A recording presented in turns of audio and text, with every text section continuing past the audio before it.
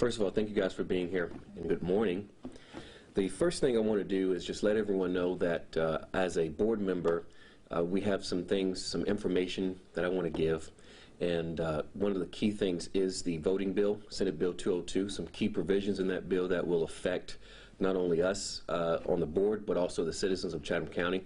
And so I just want to make some of those, clear up some myths and make sure that the citizens are educated on what it is that will be affecting them. Another thing I want to do is educate citizens on some things that we did on a couple of weeks ago. We voted on some new polling places.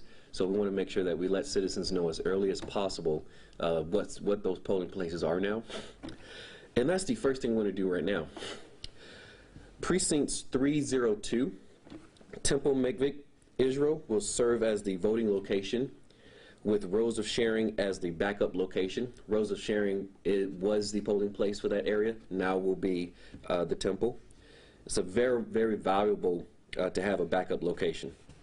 Precinct 608, Christ Memorial Baptist Church, will serve as the voting location. They served as the emergency poll last year. Savannah Commons was that area, or was that polling place, and it now will serve as the backup. Precinct 706, First Baptist Church of Pooler, will serve as the voting location. They served as the emergency poll last year. It was formerly the City Hall or the courthouse in Pooler. Precinct 712 will be West Chatham Baptist Church, will serve as the voting location.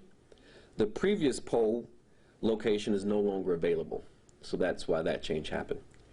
Precinct 816, the Oaks, will return as the voting location, with the Mighty 8th Air Force or Mighty 8th Museum as the backup location. We appreciated the Mighty 8th providing a valuable service to voters last year. Also, we will always speak to organizations and agencies who would consider being a voting location. So we want to let everyone know that we're still looking and we want to partner with others, organizations and groups that may have a building that they may want to utilize. I know that we're looking at making ILA Local 1414 Longshoreman Hall a polling place. So organizations like that have buildings that feel that we should look at, we're looking at. We are also currently in need of a polling location in the Little Neck Road area of the county.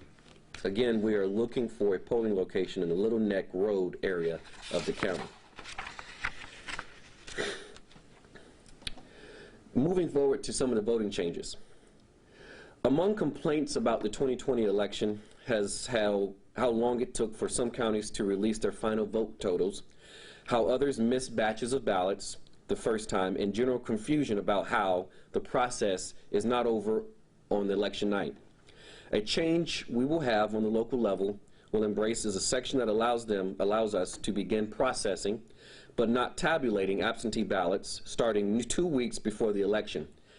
There's extra incentive to do so by way of a new requirement that counties count all the ballots nonstop as soon as polls close and finish by 5 p.m. the next day or potentially face investigation.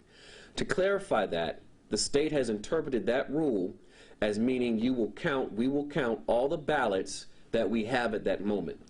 Again, we are one of maybe 2 or 3 counties that have a separate Board of Elections and Board of Registrars. And so currently, the Board of Registrars handles early ballots, early voting, and things of that nature. They send over those ballots for us to tabulate and to get done. The interpretation by the state of that new rule is that we will count the ballots that we have that night, and if the Board of Registrars is still counting their ballots or doing their thing with the early ballots, then our staff can go home. We do not have to count 24/7, so all night, all day.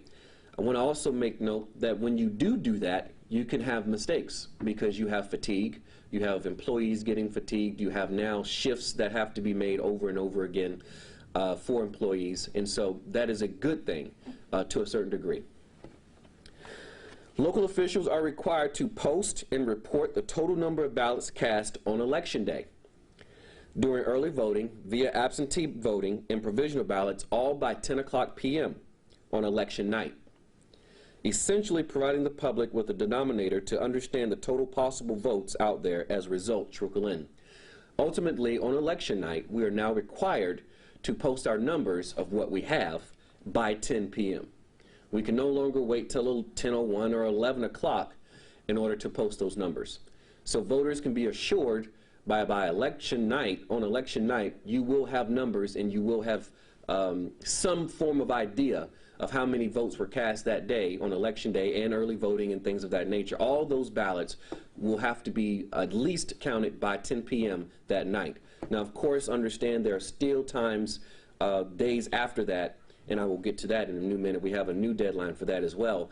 But there are still times after that that we're still counting ballots, such as those Yukava ballots from overseas, military, and maybe those early voting ballots that came in that day of Election Day, that came in up until 7 p.m. that day.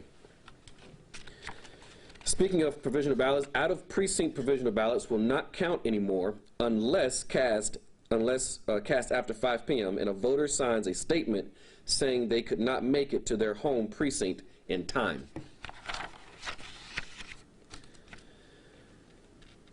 Now, poll managers have always, this is coming from our staff, poll managers have always encouraged voters who are in the wrong precinct to go to the correct one. In fact, we have told them to do so. Occasionally, we will have a voter who, for various reasons, say they cannot. In other words, for example, you may have someone in Wilmington Island who came to a poll on Wilmington Island, but their actual poll is in Pooler. As rare as that may sound, because you're on the opposite end of the county, it does happen. And many times those individuals cannot make it to their actual poll. And so they will sign an affidavit or sign a piece of paper at a statement at that polling location at the island so that their ballot is still counted.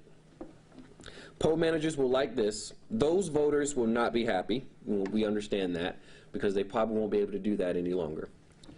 Now that counties must finish tabulating all by 5 p.m. the day after the election, lawmakers moved up their election certification deadline to 6 days after polls close instead of 10. So whereas we had 10 days, election officials on the state level had 10 days to certify the election, they've now moved that to 6 days, which means we have to finish tabulating all of our ballots and things by 5 p.m. the following day after election. So we used to have that Friday, usually that Friday, after Election Day, to count all ballots and things like that. Now we have till 5 p.m. the next day. I'm going to also go line by line on just a few key issues from the bill.